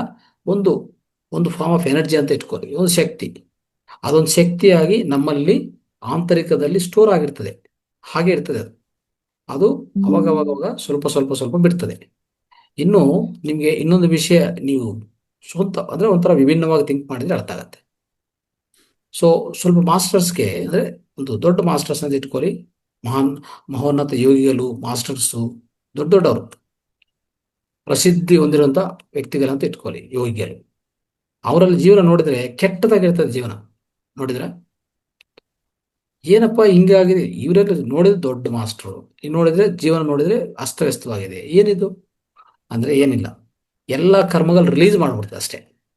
ಎಲ್ಲ ಕರ್ಮಗಳು ಬಂದು ಒಂದೇ ಜೀವನದಲ್ಲಿ ಎಲ್ಲ ಒಂಥರ ಅವರನ್ನು ಒಂಥರ ಹಿಂದೆ ಒಂಥರ ಹೇಳ್ತಾರಲ್ಲ, ಇಂಡೋ ಅಂತ ಹೇಳ್ತೀರಲ್ಲ, ಬಟ್ಟೆ ತಗೊಂಡು ಇಡ್ತೀವಲ್ಲ, ಆ ರೀತಿಯಲ್ಲಿ ಮಾಡಿ ಆಮೇಲೆ ಆದರೂ ಅವ್ರು ಏನಾಗಲ್ಲ. ನೋಡಿದ್ರ, ನಾವೆಲ್ಲ ಏನಂದ್ರೆ ಒಂದು ರೋಗ ಬಂದರೆ, ಒಂದು ಯಾವ್ದಾರ ಕರ್ಮ ಬಂದರೆ ಹೋಗಿ ಹಾಸ್ಪಿಟಲ್ ಮಲಗಿದ್ವಿ ಅಷ್ಟೇ. ಅವ್ರು ಯಾವುದಕ್ಕೂ ಸ್ಪಂದನೆ ಇಲ್ಲ. ಆಯಿತು, ಬರಲಿ ಹೋಗಲಿ, ಊಟ ಇಲ್ಲ, ಆಯಿತು, ಯಾರೋ ಬಂದರು ಮೋಸ ಮಾಡಿದ್ರು, ಆಯಿತು, ಓಕೆ. ಹೀಗೆ ಪ್ರತಿಯೊಂದು ಅವರು ಅನುಭವಿಸಿ ಅದನ್ನು ಪಾಸ್ ಮಾಡಿ ಆ ಕರ್ಮಗಳನ್ನೆಲ್ಲ ರಿಲೀಸ್ ಮಾಡಿಸಿ ಒಂದೇ ಜನ್ಮದಲ್ಲಿ ಜ್ಞಾನೋದಯವನ್ನು ಪಡ್ಕೊಂಡು ಜೀವನವನ್ನು ಇಲ್ಲಿಂದ ಮುಂದಕ್ಕೆ ಸಾಗಿಸ್ತಾರೆ. ಆಯ್ತಾ? ಇದು ನಾವು ಮಾಡ್ಬೋದು, ಆದರೆ ಆ ಎಚ್ಚರಿಕೆ ಬೇಕಲ್ಲ, ಆ ಅವೇರ್ನೆಸ್ ಬೇಕಲ್ಲ, ನಮಗೆ ಆ ಜಾಗೃತಿ ಬೇಕಲ್ಲ, ನಮ್ಮಲ್ಲಿ ಆ ಎನ್ಲೈಟನ್ಮೆಂಟ್ ಬೇಕಲ್ಲ, ಆ ಜ್ಞಾನೋದಯ ಬೇಕಲ್ಲ ನಮಗೆ. ಅದಕ್ಕೆ ಈ ವೇದಿಕೆ ಇರೋದು. ಇಂಥ ವೇದಿಕೆ ಮಾವತಾರ್ ಫೌಂಡೇಶನ್ ಆಗಲಿ, PMC ವೇದಿಕೆಗಳು ಎಲ್ಲ ಇದಕ್ಕೋಸ್ಕರ ಇರೋದು. ಇದೆಲ್ಲ ಚೆನ್ನಾಗಿ ನೆನಪಿಟ್ಕೊಂಡು ನಾವು ನಮ್ಮ ಜೀವನದಲ್ಲಿ ಪಾಲನೆ ಮಾಡೋಣ ಅಂತ ಹೇಳ್ತಾ ಇವತ್ತಿನ ಈ ಭಾಷಣವನ್ನು ಮುಕ್ತಾಯ ಮಾಡ್ತಾರೆ. ಥ್ಯಾಂಕ್ ಯು, ಧನ್ಯವಾದ.